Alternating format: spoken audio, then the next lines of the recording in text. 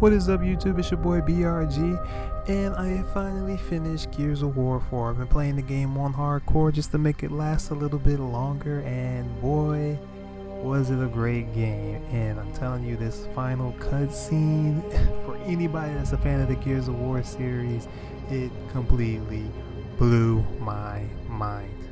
And I wanted to take the time today to try and discuss maybe some thoughts or theories about what is going to happen in the future games, because man, the way this ended, it was fantastic. So as always, look, there's spoilers in this. I mean, you should have known that beforehand when you clicked on the video and it says final cutscene, so it's the end of the game. So if you're here and you feel like this is being spoiled for you, oh well, you'll live. Alright, so the main focus of the video is actually what's inside of Reyna's hand. And you'll see that she has a medallion that she is about to hand over to Kate. Remember this, because towards the end of this cutscene, the medallion comes back up and it is mind-blowing what it said. So everybody just take a look at this cutscene right here. Pay close attention. She wanted you to have that. It was my grandmother's. I never knew her. It's beautiful.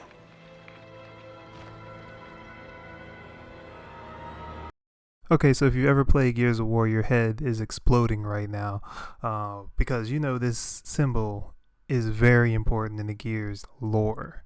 That is the symbol of the Locust. And then the crazier part is Kate acknowledges this necklace to be her grandmother's. So that means her grandmother would have to have some tie to the Locust, right? So that means it could only be one person, Queen Mira. And if you don't know who Queen Mira is, I'm going to give you a little bit of a backstory about her. But she is the only human-like thing associated with the Locust, so it has to be hers. So if this is your first Gears of War game and you're absolutely not sure of who Queen Mira is, well, here is a picture of what she looked like in the past games. And as you can see, she is very humanoid.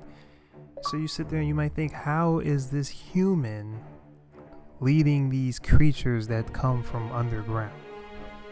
Well, the truth is, she's not 100% human. Or is she?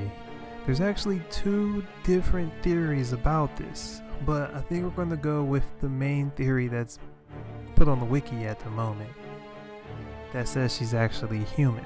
Okay, but you may be asking, BRG, how do we know that she's human or non-human? Well, if you play Gears of War 2, there's actually a section in the game that covers a giant program that happened during the Pendulum War. So if you think back to that mission where you and Dom go into this test facility and you fight against these mutated monsters called Sires, this is where it all connects. So I'm going to start off by reading what the Gears wiki actually has to say about this facility. During the early Pendulum Wars, almost a century before the Lambent pandemic, the COG established a New Hope research facility to study the possible toxicity of emulsion. Because of the discoveries made there, the facility was shut down and the scientists as well as a large number of test subjects were forced to relocate to Mount Kadar. Mira is a descendant of these scientists and, unlike the New Hope subjects, is completely human.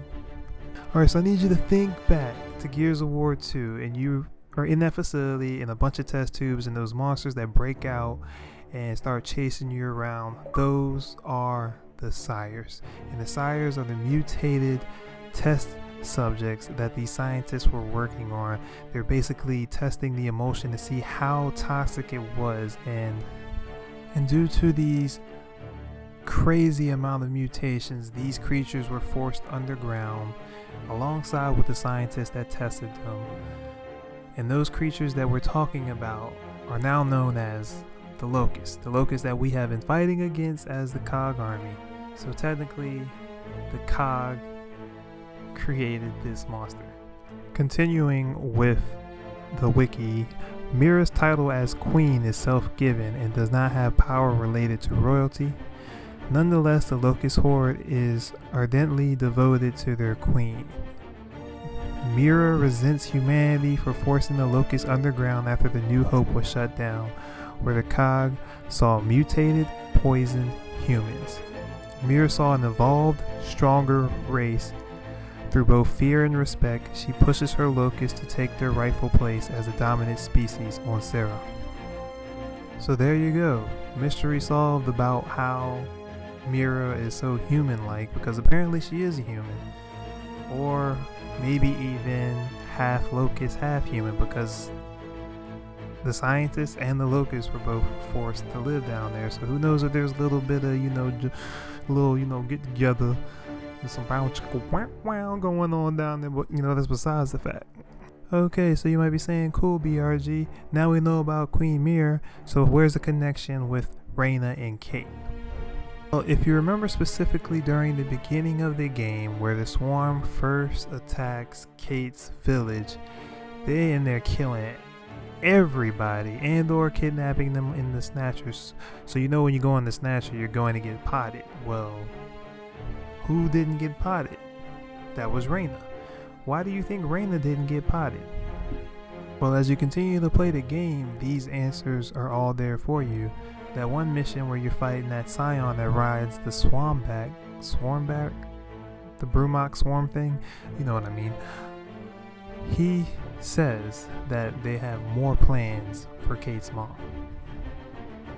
Also before that, Marcus even says that, the Swarm are tied by it looks like some type of network. So when anybody's potted, they can all feel each other. And Marcus saw that Reyna did not get potted and she was being treated differently. So when you finally come across Reyna, you see her with a bunch of crazy tentacle looking things all attached to her, and she looks like she's starting to turn into one of the Swarm. My theory is they know that she is the daughter of Queen Mira, and that's why they didn't kill her, because they want to use her and turn her into one of the Swarm/Locusts so she can lead them going forward. That's why everything connected through her, and I believe that giant hive monster that you fight was connected through her as well. So this now leads Kate as the final descendant of Queen Mira. And that's where the game is going to continue going forward. Queen's dead, Reyna's dead. So now they need a new person to try and lead. So I feel like she's going to learn her dark past, or not her dark past, but her family's dark past in the next game. And I can't wait. But there's also one more thing that you have to talk about before you continue on, and it's who's the pappy? Who got Mira pregnant? Who is Reyna's father? And the other theory is Adam Phoenix is the father. As we know, Adam Phoenix has been missing for like the first 2 games, and you finally get to meet him in Gears of War 3. And why was he missing? Is because Queen Mira had him working for her, trying to create various experiments. I'm not going to go into detail about it. If you play Gears 2 and 3, you know what those are. So it has to be him, because that's the only human interaction that she's had. With that amount of information, that means Marcus and Reyna are step siblings. And also that JD and Kate are cousins. Yeah, so you kind of gonna have that Luke and Leia vibe going on if they actually do start a relationship. So maybe they'll break the news to them before it happens, but this is all a theory. So in summary, the pendant that Kate has belongs to Queen Mira. Queen Mira is the mother of Reyna. Reyna has died, therefore the Locust/Swarm will now be trying to grab Kate up as their new leader. And also, Adam Phoenix is the father. Well, that will do it. If you enjoyed this video, I mean, it's my first time actually ever doing a theory video, so if you enjoyed it, it would really help if you liked it, and comment and share your opinions. Do you agree with this or do you not agree? So feel free to share with a friend. Again, comment, like, and also you can go ahead and subscribe. I do other videos as well, video game content, let's plays, funny moments, etc. But again, thanks for watching and peace out.